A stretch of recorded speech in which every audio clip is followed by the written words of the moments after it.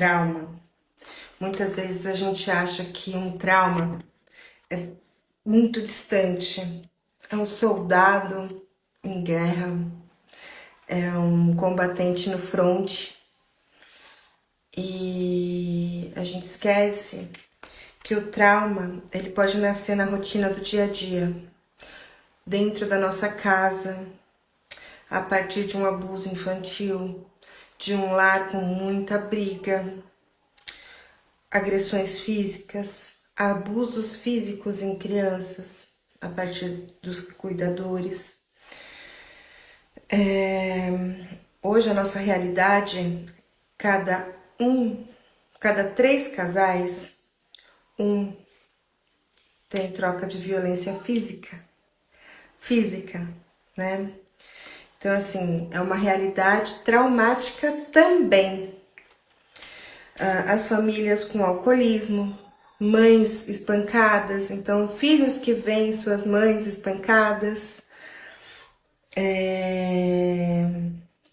Apesar de a gente se recuperar muito bem desses traumas, e aí eu falo com todo mundo, então, todo mundo que vivenciou isso. Então, a nossa forma de se adaptar a essa agressão, a essa dificuldade na infância, ela é assim, incrível. Nós somos adaptáveis ao sofrimento e a transformações. Apesar de a gente se recuperar muito bem, essas experiências elas deixam marcas físicas.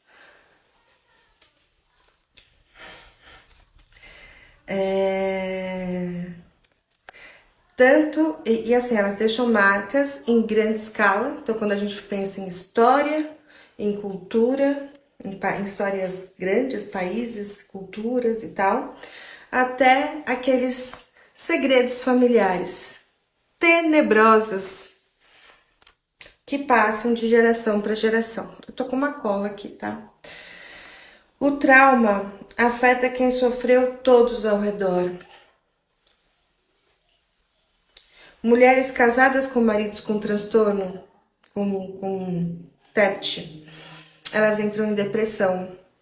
Filhos criados por mulheres depressivas se tornam adultos extremamente inseguros e ansiosos, né? Uma criança exposta à violência, ela vai se tornando um adulto difícil de se relacionar.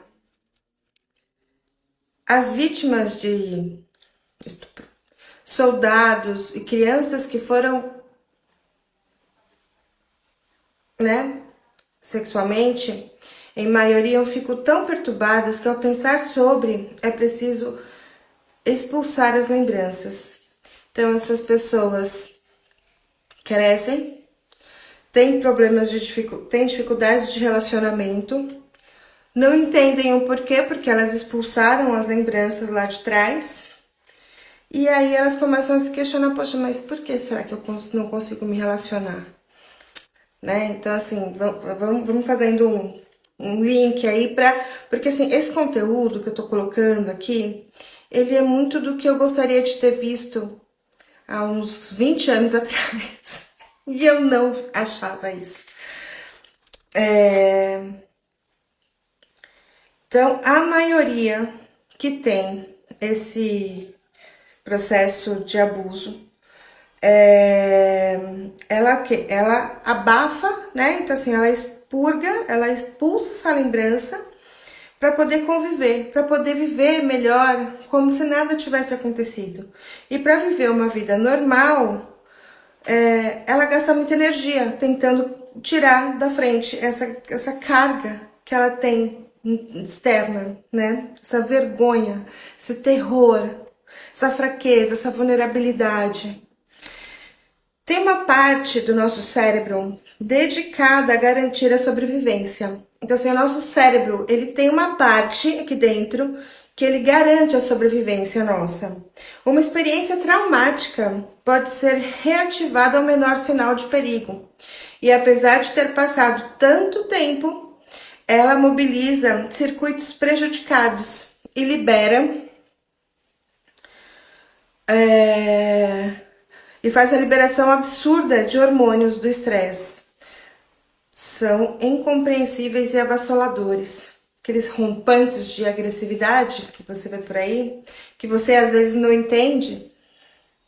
O que viabiliza entendimento é a neurociência, a psicopatologia e a neurobiologia interpessoal. Marquem, essa palavra interpessoal é importante.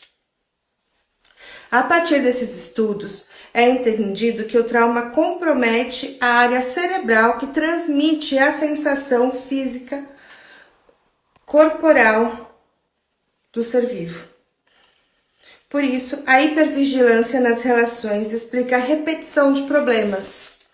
Aquela repetição que a gente não consegue sair do looping é essa. Há possíveis saídas. Uma delas, a conversa. O processo terapêutico onde o discurso do sujeito pode ser colocado, né? Então, quando as pessoas permitem explorar esse lugar, conhecer, se compreender e ao mesmo tempo elaborar esse processo. 2, medicamentos. E 3, corpo. Permitir que o corpo tenha experiência que responda de maneira profunda e visceral à impotência, à raiva ou o colapso resultante do trauma. Este é um convite para olhar com mais atenção ao trauma, como indivíduo mais consciente em uma sociedade. Vamos? Eu acho que esse processo, quando a gente pode falar de trauma, esse é um primeiro vídeo que eu vou abordar um pouco sobre. É importantíssimo a gente falar sobre isso porque somos em grande parte traumatizados. Cada um de uma forma. E para que a gente possa passar desses traumas, superar esses traumas e parar de se repetir nesses lugares, é preciso que a gente tente colocar a nossa história, compreender a nossa história, a responsabilidade que eu tenho dentro dessa história, movimentar isso fisicamente. Então, assim, a terapia ajuda nisso também. E medicamento, caso seja, assim, realmente uma necessidade, tem que tomar. Não tem jeito, né? Mas vão ser aí alguns episódios que a gente vai conversar sobre o trauma e o corpo. O quanto o nosso corpo, nossas vísceras e o nosso cérebro ficou marcado através das nossas vivências, que também foram traumáticas, que também, assim como os soldados de um fronte, nós temos aí nossas questões internas a serem resolvidas.